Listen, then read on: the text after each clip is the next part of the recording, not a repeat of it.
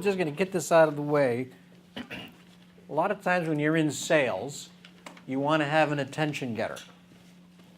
And my attention getter is I decided 2 hours before the presentation to have some facial surgery done.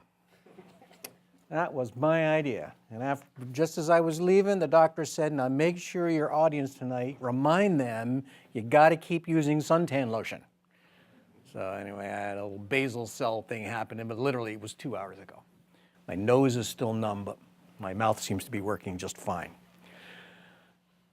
This is a small group, so I want to try to keep, we can probably have a lot of fun tonight to really keep this more as a workshop environment, okay? So I want to keep sales at a high level. I've been in sales since I was 15 years old because I got hooked on this thing called commission. Because the more sales you make, the more commission you make, the more commission you make, the more money you make. And that's why all of you are probably here today trying to start up your own business because you want to have unlimited income, which is great. Trust me. I got a lot of scars, and not only the one on my face, but everywhere else for all of the 35 years I've been in sales. So I've made lots of mistakes, and I've learned a lot, and I just want you to be able to just ask me anything you want in tonight's presentation. It's difficult in an hour to teach you how to sell, but I can give you some high-level ideas and concepts, okay? So I'm going to start with an idea. It's a pretty nice little bar of soap, don't you think? It's unique. Doesn't look like the typical soap you get at Shaw's, you know. And I've decided I do this as a hobby, and someone told me that I should get into business and make my own soap. So I'm going to get into business, I'm going to make this soap, and I've got a lot of other designs, and I'm going to market this soap, and I'm going to put it in the stores, and I think it should sell for $10 a bar. What do you think? Too expensive. Depends on the store. Too expensive. Depends on the store that you put it in. Wouldn't work in Shaw's, but some boutiques it might. Some boutiques it might for $10. Would you buy this bar of soap for $10? No. Okay, it hurt my feelings. Not interested, none the least. You said most men are not going to spend $10 on a bar of soap. It's just not how we think, right? Would you pay $10 for this beautiful bar of soap? Smells nice. Smell that. And you're not being sexist when you say that. You're really honest. I am. I mean, there's things that guys buy and there's things that women buy. I mean, there's crossbreed. I mean, I'm one of the weird guys that I love to shop. Okay. You're not going to pay $10 for this bar of soap because it's just a bar of soap to most people, and you can get all kinds of soap, and the $10 is a lot of money. Now, okay, this was before I had this facial surgery today. I came up with this idea for this presentation, and now it's suddenly coming right together. What if I told you that this bar of soap has some very special ingredients in it, and there's 3 particular ingredients in particular. There's vitamin D in it, there's aloe in it, and there's coconut oil in it. And all 3 of those ingredients, when put together in the right fashion, actually help the skin heal. I should put it all over my face. Okay? And it's not a bar of soap that you bathe with. It's after you've taken your shower, whatever. You want to take this bar of soap, and especially in the areas that are exposed to the sun. And this goes well with what I had to do, doesn't it? And I really did. I thought of this 3 weeks ago. This will help the skin rejuvenate itself. And so this is actually a skin healing bar. Now, would you pay $10 for it? Well, you've increased the value quite a bit. I have increased the value of it quite a bit. May it still be too expensive at $10? Maybe. This bar of actual soap, so I didn't make this soap. I don't make soap. I just made all this up. But this bar of soap actually sold for $8. And it hurt me to spend $8 on this bar of soap.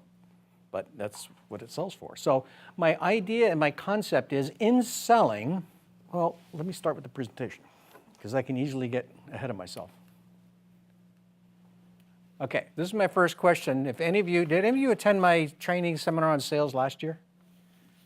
Okay, so this is a question I asked the group last year. What's more important? Managing sales, managing expenses, or managing profits? You can only choose one. Which one do you think is most important? I'm a profit guy. You're a profit guy. Will you stay in the back? I'm not sure that the latter two are relevant without the first one. So what's your choice? Might have to be sales. You say sales, can't have all three, you gotta choose one. So I think you can tailor your expenses and profits based on your sales more. You have more control of those two levers at the bottom with higher sales. You have more control over the two levers at the bottom, really? Well, if you have more sales. You don't really I have think- control over expenses, think- but you sort of have control over Profits are, revenues minus the cost, so you're getting a twofer if you go for the last one. Okay, what are you, a mathematical calculation whiz guy? I just took microeconomics. That's where it came from. I knew it. I knew it. You're absolutely right. But the answer is, actually, to me, it's simple. If you don't have sales, you don't have either one of the other two, you're done. If you think about it, without sales, you got nothing. You can control your expenses till you're blue in the face. But if you don't have any sales, you can't even open up the door. You can't make payroll. You can't pay the electricity. Right? So I've had this conversation with many very studious people and presidents of companies, and I've had a fun time with this conversation. And I always say to them, and I had this conversation with the president of a company, it was a $5 million a year company. I asked him the same question. He went right to profits. Managing profits. I said, okay, what if I fire all your salespeople and I take the top line away? He suddenly looked at me and he goes, well, I'm done. I says, exactly. So sales is the most important thing in any business. And what oftentimes happens is when folks try to build their own company, they're thinking of everything else except sales. So my next question to have you, has anyone considered a sales career? Anybody here ever thought of becoming a salesperson? One? Yeah. Two? Three? Okay. Who hates selling? Okay, if you hate selling and you're starting your own business and you're the only employee, who's going to do the selling? Trying to learn to love it. You're going to learn to love it. So I'm throwing that out because that oftentimes can be a very interesting challenge. You might have the best product, the best idea, the best concept, but unless you can actually figure out how to get it out into the marketplace or to educate the population about what the product is, you're not going to get anywhere. And I'll give you a great example. There was a gentleman that I coached several years ago for SCORE, and he had a great product, and he was manufacturing it, and he could control the expenses and the profits of the product. And so I asked him, I said, so how are you trying to sell this thing? Well, he says, I'm the sales guy too, because I can't afford any salespeople right now. I said, so, okay, so what are you doing? He said, well, I sent a couple of emails out to a few businesses. Okay, how many businesses did you send an email out to? And he said, 3. I said, okay. How many emails did you send? 1, I'm waiting for them to respond. Trust me, I've been in sales for a long time. If I make 1 email or 1 phone call and leave 1 voicemail and I wait for the response, how long will I be waiting? A long time. Okay, so I said to this gentleman, I said, listen, you got to send more than 1 email. And what do you think his response was? What do you think he might have been? I don't want to irritate them or something. What was that? I don't want to irritate them. Exactly, I don't want to irritate the person. Think about it. Do you think the people that you're trying to reach out to are busy? Sure. And in today's world, we've got emails coming in on our computer. We've got them coming in on our smart devices. People are texting us left and right. I mean, we're inundated. So you really have to be, I'm going to use the word aggressive because it just works. You have to be a little more aggressive at reaching out to people. You can't reach out to people once or twice and wait for them to respond. It just isn't going to work. It just won't work. So I said to Jim, I says, look, can you just try something for me? I says, here's what I want you to do. I want you to email each of these 3 customers tomorrow. And then I want you to do it in the morning. And then in the afternoon, I want you to call them. And then the next day, I want you to email them again, just email them. And then I want you to skip a day if they don't respond, and I want you to call them.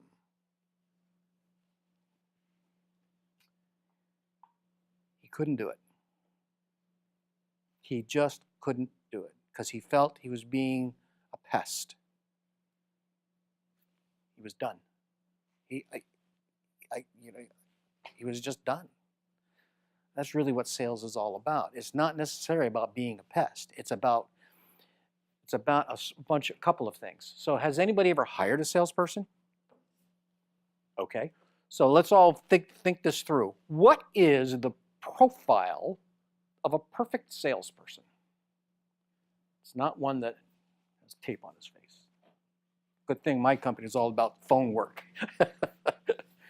So what's the perfect profile of a good salesperson? If you were looking at their resume, let's think of it that way. If you're looking at their resume, what would be the perfect salesperson's? Friendly, articulate, knowledgeable, likable. Confident. Trustworthy. Confident, Approachable, trustworthy, approachable, storyteller. good listening skills. Ooh. Persistent. Do most salespeople have good listening skills? They should, but do they? Well, usually it's all them talking and you listening. The best salesperson is a salesperson that does 10% of the talking. The customer does 90% of the listening. And you know how you do that? Good questions. By asking good questions. That is the only way you can get the customer to open up. And customers love to talk about their business. So a good salesperson is one that knows how to ask good questions. So when I'm interviewing somebody, I always outline to the person. I say, so here's what we're going to do. We're going to have a really nice interview, and let me take about 30 minutes to learn about you and what you do. And then what's going to happen is after I'm done, after the end of the 30 minutes, we're going to reverse roles, and you can ask me anything you want. And depending on how hard I am on you, you can be harder on me.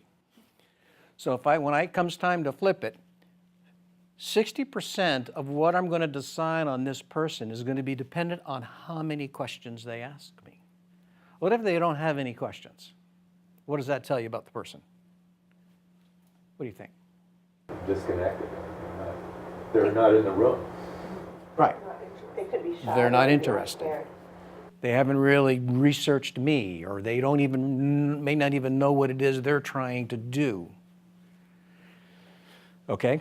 What if you're looking at a resume and they've applied for a sales job for you, and the resume said, my first job, I was in a customer service role for a year. Then my second job, a year later, I was in a retail shop for 9 months. And then the next job, I was running a taxi cab for Uber for about 9 months. So just at that point, just stop. What do you think? Do they have any sales experience? Maybe. Where? Okay, so let's think about retail. And I have 16 years of retail experience when I was younger and didn't mind working 6 or 7 days a week and 60 to 80 hours a week. In the retail environment, when you walk into a store, what is the first thing the salesperson says? Help you. Can I help you? Every store you walk into, can I help you? And what do you say? No. No. So why do salespeople keep saying, can I help you? So is there any real selling going on in there? No. If I walk into a retail store and I have one of the salespeople walk up to me and go, hey, thanks for coming in today. Is there anything special that just made you come into the store? Oh man, what happened to the can I help you? I mean, right away, they've now demonstrated that this person might have some selling talent. Okay? So you may not have any sales skills in that job. There's something else that I shared with you in this resume that should jump out at you. Well, they're ping-ponging around. Right. How long did they spend at each job? So they're not A year or committed. less. Yeah, well, they're not committed, but, so what did you say? Every job was less than a year. So they're only going to be with you for a year because they're still trying to figure out what it is they want to do. So that's some of the key things you want to think about when you're looking at a resume. Okay? Okay, is anybody planning on hiring any salespeople? Well, we know you are because you don't want to sell. There you go. Tell you one area where you can think about it when you're starting off your business, instead of hiring a salesperson, because salespeople are kind of hard, what are they going to expect for a compensation? Commission. And a salary too, right? They're going to want both. It's going to be very hard to hire somebody that 100% commission. Real estate agent? Real estate agents do. What's the turnover of the real estate industry? Huge. Because everybody, is not working out in their current job, and they get into real estate, and they find that it's really difficult on 100% commission, especially when the market right now, has anybody been out house hunting lately? Not a lot of inventory. There's not a lot of inventory. So they have a lot of buyers. There aren't a lot of sellers, so they can't make it. So the real estate people have been around for a long time, have done a great job, and they've built a large portfolio. I interviewed a lady who was thinking of coming to work for us, and I asked her, she said the same thing to me. She says, the reason I'm getting out of real estate is because there's not a lot of inventory. I said, so you've got buyers but no houses? She said, yep. So what are you doing to try to get through it?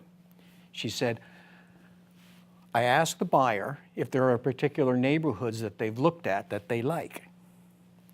And then I go into those neighborhoods and I knock on the doors of the houses that I think my buyer might like. And I ask the people, I tell them who I am, and I have a buyer looking for a 4-bedroom house with 2 bathrooms and a 2-car garage. Are you interested in selling your house, or do you know if anybody in the neighborhood has talked about selling their house? Is that person a salesperson? Oh my God, she's fantastic. Who would ever do that today? Yes.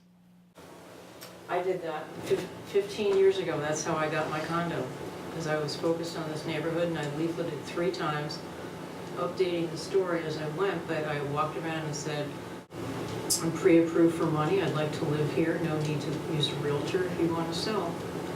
You can also use the county's offices. I've done this myself, left the flyers, but you can also get the name and phone number of the owner.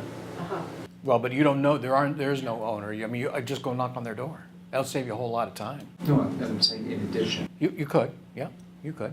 Or it's just usually go knock on the door and want to sell your house. Because the key here is that that person might not want to sell their house, but they may know of some people in the neighborhood that do want to sell their house. My point is, those are the kinds of things you're looking for when you're interviewing people. What do they do when things aren't going well in their job? How do they work through them? And this lady just worked through it beautifully.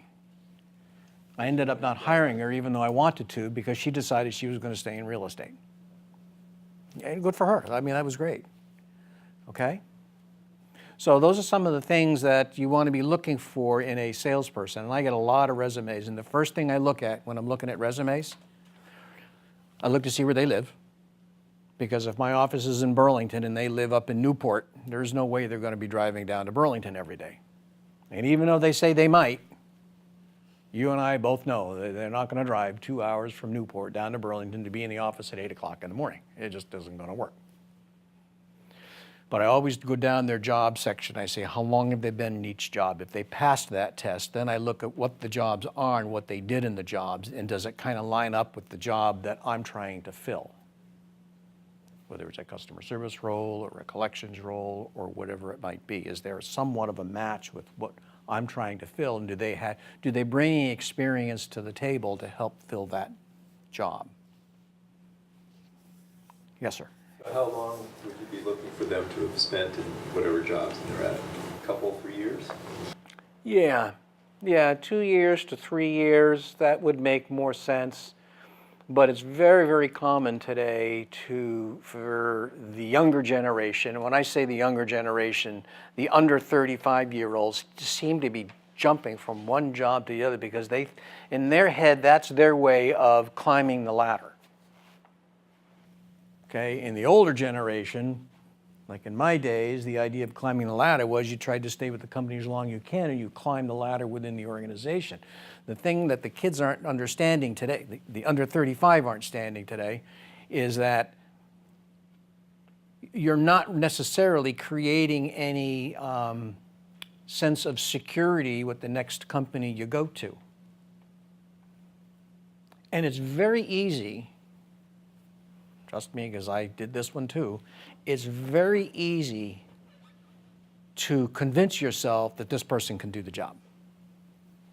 It's very easy to convince yourself. There was a time when I was hiring a lot of people in my retail world and they just weren't working out. And we started earlier by saying to you, a good salesperson is somebody who speaks 10% of the time and the candidate or the customer speaks 90% of the time. And when my boss sat in with some interviews with me, this was back in my 20s, we did this interview and I thought I did a fantastic job. And the candidate left. And my boss turned to me and said, okay, tell me everything you know about that person. And I quickly learned within 5 minutes, I didn't know anything about that person because I didn't ask enough questions. And I quickly tried to read into that person that I could make them successful. And it was right after that that I immediately changed. Not that I got home run hitters on every single candidate, but I was getting a lot closer to getting the right candidates. Okay? Any other questions on how to try to identify salespeople? And it's not easy. So one thing maybe a value is I've always learned use your eyes and ears and your mouth in the right ratio. So you said 10%, you talk, 90% they talk. So I've always, through observation, whether it's listening or seeing what you see out of that person. You know what else is interesting if you watch? If someone came in and sat down with you for a job interview and then, okay, after 30 minutes I reversed it, and they never brought in a pad or a piece of paper or wrote down any notes. That's kind of odd.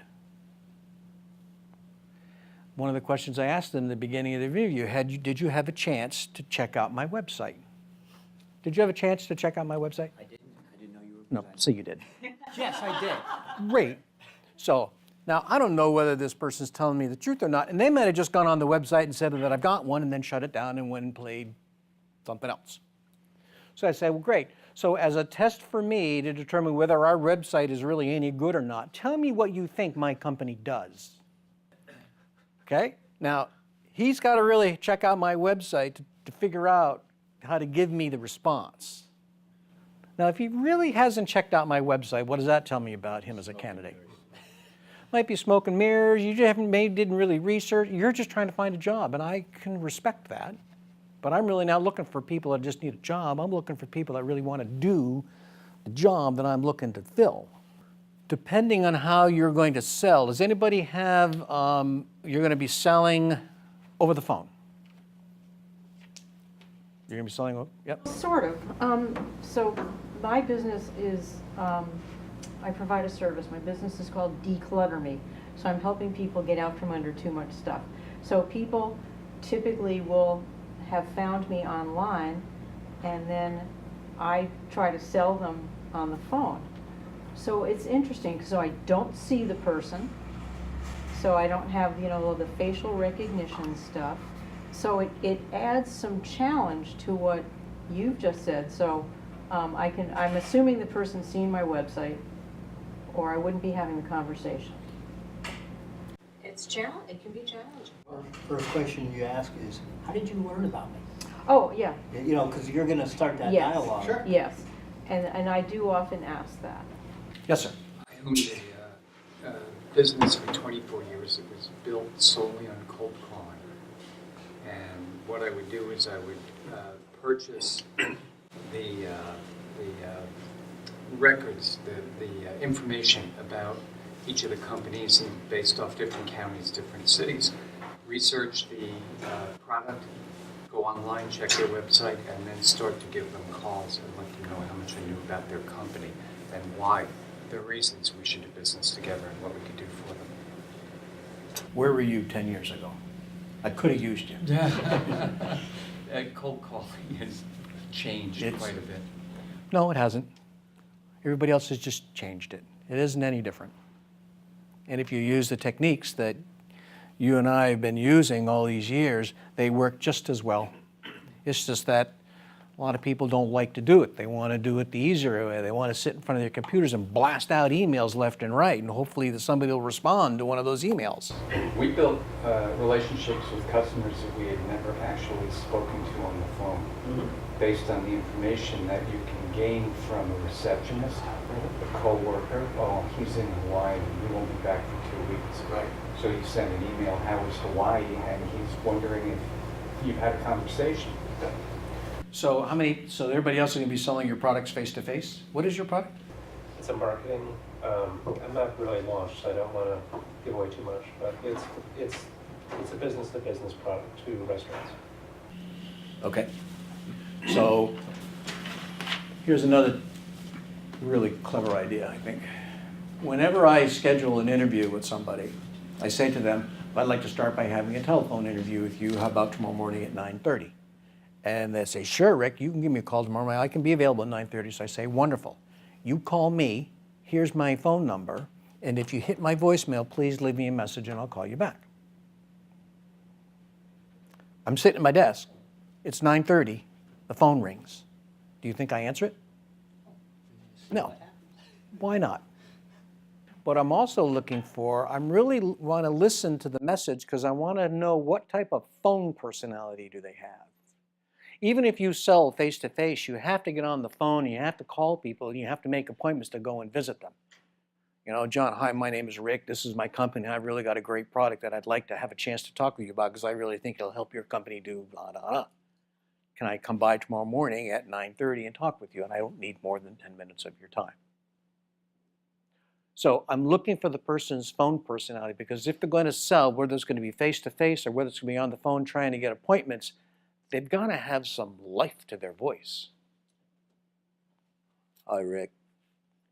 We were supposed to call at 9:30. I'm calling you now, so here's my number. Give me a call back. Now, that's a message I got from a candidate 2 days ago. And he sounded just like that. Okay? In my company, we do no face-to-face selling. We are financing equipment to businesses and work with vendors who are selling equipment all over the United States. So we don't ever do face-to-face stuff. So I really need someone that has a good phone personality. What's easier, selling over the phone or selling face-to-face? I think face-to-face is more successful. I don't think it's easier. I think it's more successful than over the phone. You can read body language. They can read your body language. Okay, so depending on what you're selling and depending on how you present yourself, you know, it can be a huge difference on the impression. I mean, think about it. When we go to a party, right or wrong, it's just the way we all are. When you go to a party and you meet somebody for the first, when you came in here and saw the guy with the thing across his face, what was your first impression? It really is a good attention getter, I think. Okay, you're like, whoa, what happened to that guy? Man, it's like he's been in a fight. Right? That's probably what some of you thought. Anybody else got any great other ones? God. I just said the door hurt. The door hurt. What did you were coming up with a good one for me to introduce it tonight, wasn't it? Oh, I said something, asked if you just started doing luge. Oh, that's right. That's right. And then I also said the other one, I says, well, this is what happens when you get too aggressive at trying to sell your product. They hit you in the face. My point is that you can, a customer will potentially size you up in 30 seconds depending on your presentation. If your appointment is at 9:30 and you either show up at 9:30 or you call at 9:30, that's a good thing. If you show up at 9:40, that's not a good thing. Okay? So on time is extremely critical for people that are in the sales role.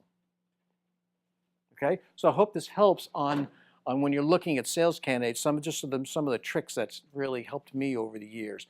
But when you're interviewing somebody, really give them 30 minutes. Let them ask you anything they want because the questions they ask you will really allow you to determine how much have they really thought about this particular job that you're hiring them, trying to interview them for. How much thought have they given it?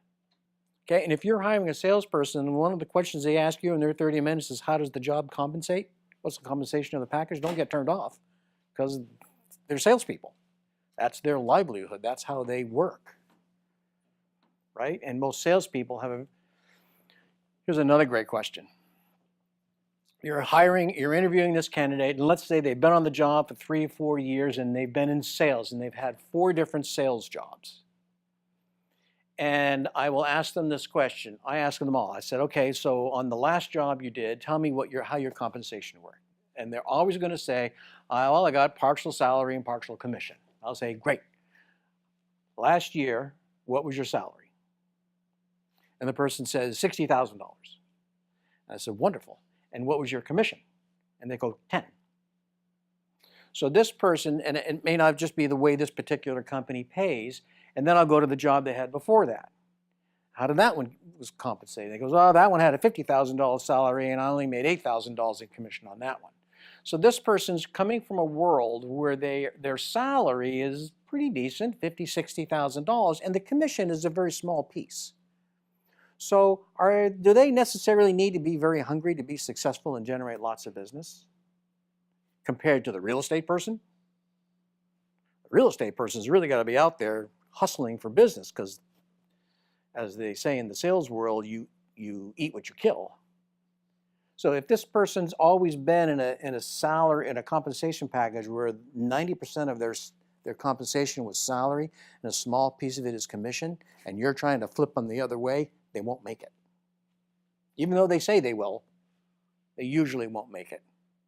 Trust me, I've tried it enough times, and they usually don't make it because they get comfortable in that $50,000, $60,000, and they're not necessarily strong workers.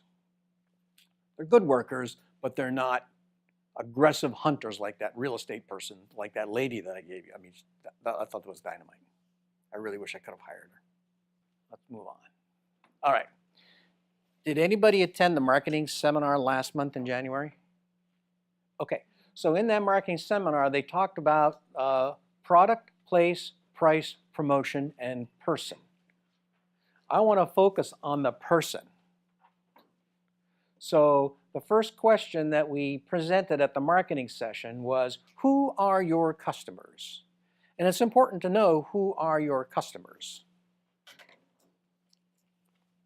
Who are my customers? Well, the men already decided they're not the customers, okay? So they're not the customers. So always think about who is your customer? Where are they? How might I find them?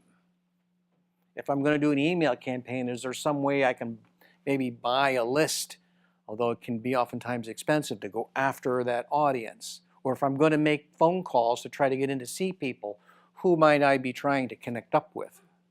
Okay? And this is the most important tip in successful selling. When you're thinking about your product, why do they need your product or your service? What is so neat or cool about your product that they absolutely gotta have it? And if you can't answer that question, then you're gonna have a hard time selling it. Many people have come to me and I've said to them over and over again, if you want to get in sales, what is it that you want to sell? And a lot of times they'll struggle and say, I don't know what I want to sell. I said, well, what about insurance? No, I don't want to sell insurance. Why not? Because I got to go door to door to the homes and I got to have a lot of meetings at night and I don't really know what insurance is. Okay, well, that last piece was the one that really got it. They don't know what insurance is. So salespeople who sell a product or a service that they really are passionate about are going to be awesome salespeople, whether you like selling or not. That's how it becomes fun. So if you don't really know why the customers want or need your product, it's going to be very hard to communicate to the customer why they should either buy your product or buy your service. So when I'm sitting with somebody and they say, this is going to be my company, this is going to be my product, and this is what I want to do, and my first question is, okay, have you done your research? Who's your competition? Who's my competition for this silly piece of soap? How many places can you see soap like this? Oh my God, we were in Stowe over Christmas and everybody's got them. Right? Aren't they? All the gift shops. And of course, the people who go to Stowe are coming from New York City, so they'll spend the $8 or $10 because they think it's a bargain compared to New York City. Okay, so you have to think about the product, and more importantly, why do customers need your product? And that's what you need to communicate when you're trying to present your product. Does anybody have any thoughts on that? Anybody struggling with how to learn that? Yes, sir. How about if you have two different, pretty separate demographics that, you know, look like they would be good customers? You have to tailor every, you know, differently to each one. Yeah, usually. No. What's the product? Zero energy house. Oh, I remember. We've spoken a few times.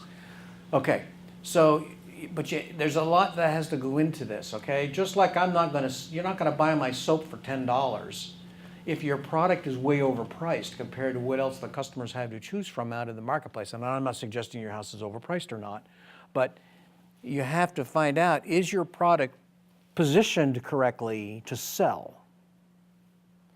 Okay, you're not gonna buy this bar of soap for $10. I knew you weren't gonna buy it for 12. I should have started with 12. Okay, so if you price yourself out of the market, even though your product is really great, they still might not buy it. So it's got to have it. Sometimes the sizzle of the product isn't enough to motivate the customers to want it.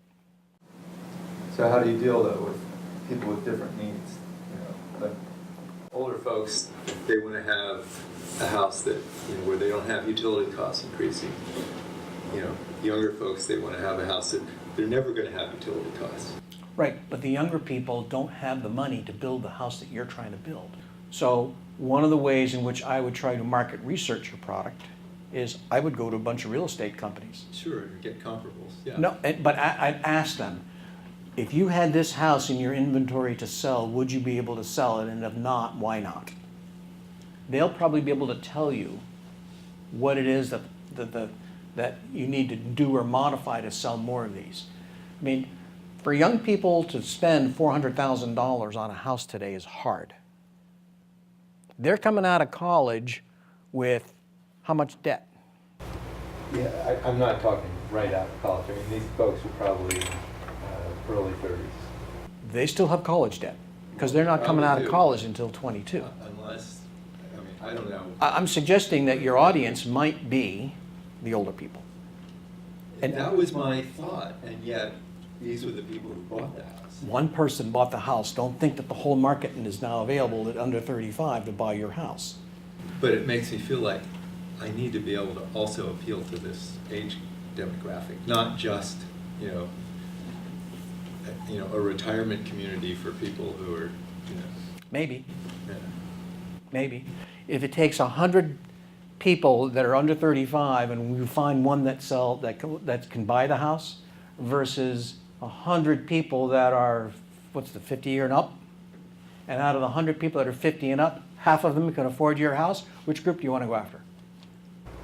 I want to go after the group that would buy the house. That's the group then. Forget about these people because it's going to cost you too much money to educate these people. Educating customers is very expensive. Those people. Well, I was just going to add, you just answered your own question. The way you are addressing it is one group is interested in the tech part of your story. Right. The other is interested in the financial part of your story. Now you know how to address the Right, two so groups. I have a website.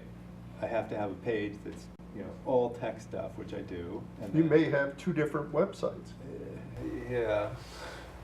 But in any case, the benefits to your customers might be equivalent. What draws them in might be finances or tech, but the benefits they accrue from it might be the same thing. Well, that's a How good- they benefit yes. from your product, Right. and that's kind of the Right. thing. You want to go at, you're all starting off in business. You really want to go where the majority of the people are most interested in your product, or in your case, can afford the product. You can get really hung up and spend a lot of time on on the people that can't afford your product because there's one or two or three or a sprinkling of a few of them that like it. And I agree, they all like the tech. I'm not sure the 50-year-olds like the tech as well, but they've got the money to buy the product. So you could spend, If you took half of your advertising dollars and spent it there and the other half spent it there, how many customers here might respond to your advertising? You might make a whole lot more sales if you took the money you spent over here and just popped it over here. Build the momentum up, and then maybe eventually you can start working on this group, or maybe this group will start coming over. But that's where the money is. So what you're really saying is you want to concentrate, if you're starting up, on a target market where you've done your research and you know you're going to have a higher percentage of the sales because you want to spend the time and effort going after that high percentage. And that's knowing all the attributes of what make that customer a high potential customer. Whether it's liking the tech, the economy, how much they can pay. All of those factors will go into deciding how to spend your effort because you're trying to do everything when starting up. So I think what you're saying, right, is concentrate on the, So pick one demographic. Exactly. as a start. And I think that's, there was a lot of discussion in there, but that is the net of really what you were saying. Right. Is Pick one when demographic. starting Go out- after that demographic and do it well. Yeah, So do your research to understand right. which is the right one. Because if you focus on one category of whatever the demographic is, whatever your product is, you can do a bang-up job. But you start spreading yourself out, and you've now diluted your efforts, you've diluted your advertising dollars, and you've diluted your time, and your time right now is the most expensive part of starting up a new business. And I've started up too. So you want to always try to bring it back to what it is that you're doing and stay focused on that. Once you become a millionaire, then you can start spreading the wings out a little bit. Okay? This is a statement that I use all the time, and I use this statement all the time when I'm thinking about putting a marketing plan together, or I'm thinking about sending out an email campaign to our own customers at our company. Do the customers need your product or service, or is it simply nice to have? This is just simply nice to have. It also smells pretty good behind me here, but this is just a nice thing to have. It's a nice decorative soap. This is one of these soaps that I would put in the bathroom and I would tell everybody don't use it because it's my decorator soap, okay? And my wife would make fun of me. So is your product something they need or something that's simply nice to have? If your product is just simply something nice to have, then you're going to not only be fighting against the competition, but you're also going to be fighting against the economy. Okay? Because when the economy starts to get tight, and thank goodness it's not, and the market did a pretty decent job today, stayed kind of flat and was up yesterday, that's all good. But when the economy starts to get tight, we're going to tend to push our money to the things that we need to buy, not the things that would just be nice to have. And sometimes what's going on in the market today, this is my own personal opinion, the market is just exploding. The economy is in great shape, and even the interest rates aren't bad. But people are still hanging on to money. They're still worried that there's going to be a crash, and so they're hoarding cash. Now, in my business, we're having a wonderful time because businesses are spending money, but they're not necessarily spending their own money. They're hanging on to money, and instead they're financing equipment. They're financing over very short periods of time. They're financing anywhere from 12 months to about 36 months seems to be the sweet spot because they want to pay it fast and they want to get out of it. And they don't want to use their cash because they want to use that for working capital. Okay? So is your product something they need or that would be just nice to have? Whenever I'm selling a product or a service, I'm always trying to figure out if I'm going to represent this product or this service, what are the problems that I'm trying to solve with this product or service, because that's what I'm going to sell to the customer. We were talking about this earlier.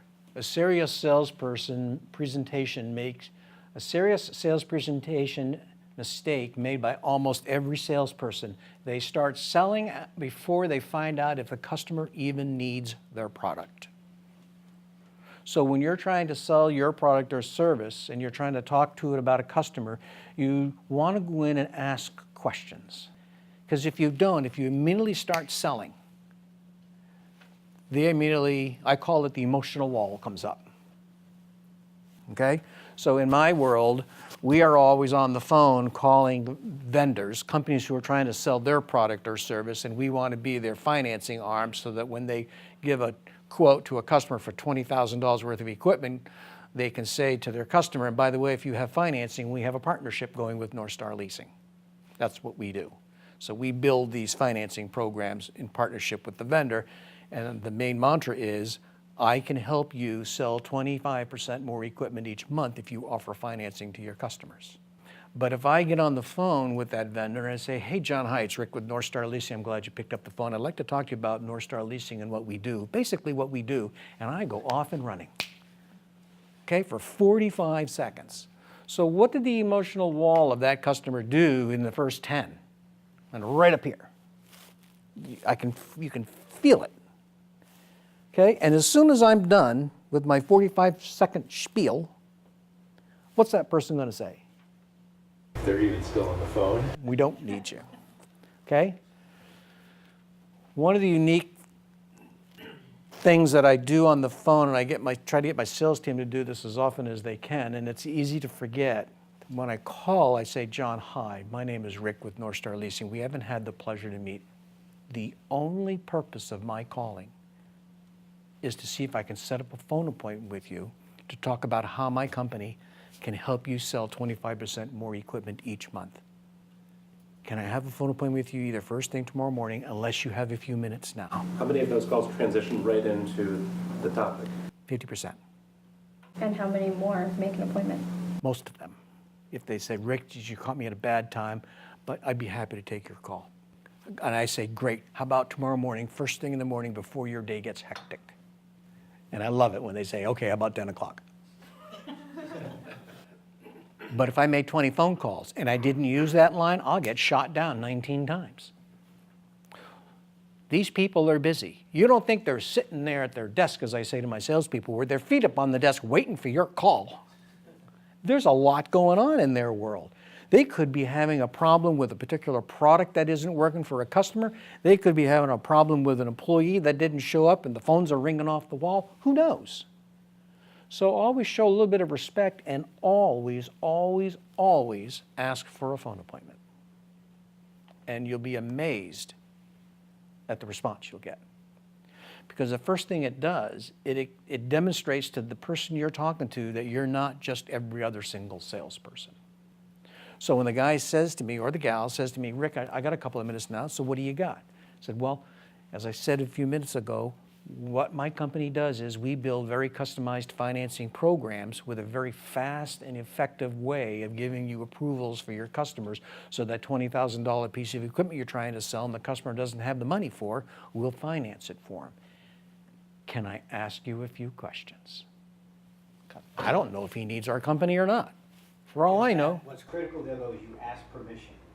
And that asking permission is now showing respect and being courteous to their time, and you've opened another door now. That's right. And this slide is the key slide, the art of asking questions. To determine if there's even a need for your product or service before you start selling, start asking questions.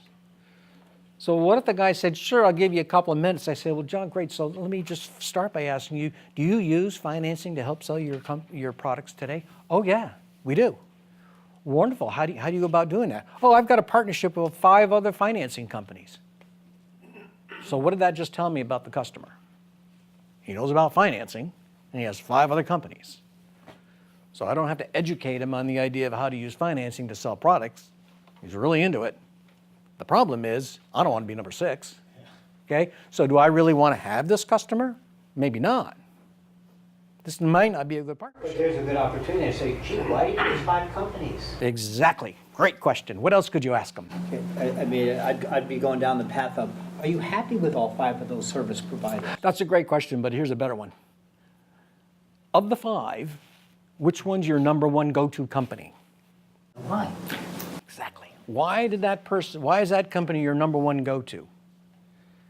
And they'll tell me all of those things. And then I'll ask, So why do you have the other 4 still around if you're happy with X? no, I might not do that. What's your least favorite? I might do that.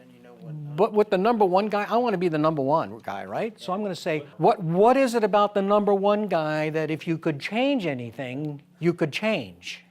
Okay? Don't ask him if there's anything you don't like about him. That's not I used to do that, and it finally occurred to me, that doesn't sound really good. So then I came up with, if there was any one or two things you could change about that company, what would it be? I would ask, what's your time worth? If you're working with 5 different companies who are presumably doing similar stuff, how much of your time is that taking? How can we streamline the process for you? Yep. And you just, now what do we need to do to earn your business and save you a chunk of time? You're doing a great job selling my company, asking questions for my company. So now how do you apply it to your products or services? My point is, if you are trying to sell whatever it is you're trying to sell, until you find out if there's a need, you will never sell it. Ever. I will never sell it. And I'm pretty good at what I do. But I got to go through this routine. And it drives my salespeople nuts because they don't do it enough. Probably the hardest thing to do is, 1, staying in the moment, because you never know where the conversations are going to go, and 2, being able to keep the conversation going. It's easy if you learn the art of asking questions. When I was trying to learn how to interview back in my 20s, you know what the one common mistake was I was making? I'd ask one question, and I would immediately start trying to figure out what's my next question. So I wasn't listening to the answer, because I'm too busy trying to formulate what my next question was. So what's the obvious solution to that one? Listen to the answer and find the question from the answer. There you go. That's one good thing. Another one is, why don't you make a checklist, Rick? For crying out loud. So you don't have to worry about what the questions are. Role play. Role play. But you were right on the money as well. Ask a question, just listen to the answer, because the next question will just come right up if you listen to what they say. And the biggest challenge salespeople had is they don't listen. They just don't listen. So I think this was a 5-step process. I didn't want to get involved in this and at 6:30 because I think this workshop thing is going well. I want to stop because each of you might have been trying to learn about something unique that will help you, and I'd like to open it up to a Q&A now. Is there anything in particular that you came to this class that you wanted to learn that you might not have learned yet? Yes. Rick, I've heard that we need an average of 7 interactions or contacts with a potential client or customer before the sale happens. Do you think that number is accurate? 100%. So, one of the things you were saying earlier, using an example about contacting the person and contacting the person again, maybe it was that next afternoon or the next day or whatever. So I'm selling something that people might be embarrassed at needing or ashamed of themselves, and using that word exactly. I need to be careful about not contacting people too much because they're already somewhat emotional. No, you just need to come up with a way of getting them to want to talk to you. Part of my question is about how often. Okay, so in a previous company, before the one I'm at now, we had a president of the company that would have been your friend. He was super anal with data. See, the smile came. And I'm anal with data, but this guy was over the top. And we went through a 1-year analysis. This analysis was more painful than what I had done on my face this afternoon. And although Novocaine works well. The analysis was we gave our sales team, and it was all an inside sales effort as well, they had to call 50 people. And the test was you had to make 7 touches. So a touch is either a phone call with a voicemail or an email trying to get to the point of talking to somebody, okay? And every single touch point was managed and measured by the marketing team that we had. So if I called on Monday, and this is the routine that we wanted them to run, you call on Monday and you leave a voicemail message, and as soon as you hang up, you immediately send an email message. Hi, John, this is Rick. Just left you a voicemail message. This is what I'm trying to reach out to you because this is what we do, and we're very confident that I'm very confident that I can help you achieve the goals that you're doing if I can just have 5 minutes of your time. So the phone call voicemail was touch one. The email was touch two. The next day we sent out another email. The next day we skipped the day and we sent out a phone call then on Thursday. On Friday we sent out another email. So that's 1, 2, 3, 4, 5. And then the following Monday we would send out another phone call or email. It really didn't matter. And what we learned in the summary of doing this for a year, we found that customers responded usually on the 4th or 5th attempt. And if they didn't respond by the 6th or 7th, they weren't going to. So we learned that after the 7th attempt, forget about them. Just take them out of there and don't worry about them. Because there are people that just won't respond. But it was that 4th and 5th that they don't need our product, right? Or they don't care, or it doesn't really matter, okay? Because there's lots of people that need our product or service. But it was that 4th and 5th touch where suddenly the responses just jumped. Some of it is also knowing your customer. You want to understand, because the frequency, when dealing with businesses, you want to stay up on top of it a lot. But if you're dealing with individuals like you are, maybe some of that may be a little more frequent. You've got to understand your customer and what their tolerance point is to being, when is it badgering for them versus when is it a gentle reminder and keeping you in the forefront. And I call it being, that there's a really fine line between the two, and it's either I'm being what I call politely persistent or pushy. And it's a very fine line, and it's different with each person. Okay, so understand the customer. Very hard. Here's a powerful message. Hi, Mary, this is Rick. My company specializes in cleaning clutter, and my customers feel awesome when we're done about themselves and the results. Can I have 5 minutes to see if I might be of service for you? See, I changed the embarrassment to my customers feel really awesome and excited when we're done. Like, move the emotion over. Oh man, I want to feel excited about all the stuff I got in the closet that I got to get rid of. So that's where it's oftentimes all about emotion. You got a question? So I'm wanting to get what I'm going to be offering to my restaurateur clients. I want to get it in front of their faces, so it's not just something that I can deliver over the phone. So what's the best first step to get in touch with them to eventually be sitting down with them and presenting the thing that I'm trying to sell to them? What time in the day is the best to get a hold of them? Morning or middle afternoon. And what time do they normally get in? 9. It depends on the restaurant, but maybe 9. Okay, 8 so to I 9. would be on the phone between 9 and 10 trying to set up appointments. Meaning kind of right when they walk in the door, just shortly after they walk in the door? Yeah, because the only purpose of your call is to try to set up a phone appointment with them so that you can sit down with them before their day gets hectic. And that's the best done by phone with the immediate email if I have to leave a message, just like you said.